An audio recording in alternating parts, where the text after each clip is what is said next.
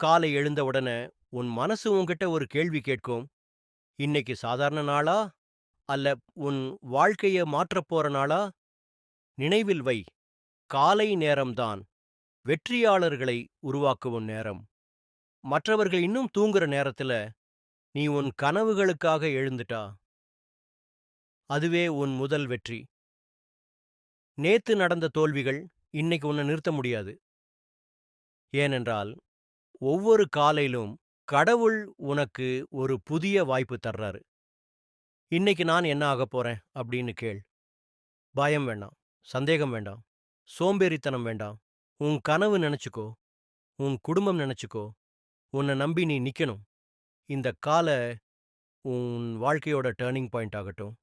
எழுந்து நில், மூச்சை இழு, மனசுக்குள்ள சொல்லு, இது என் நாளு, இன்னைக்கு நான் ஜெயிக்கப் போறேன்.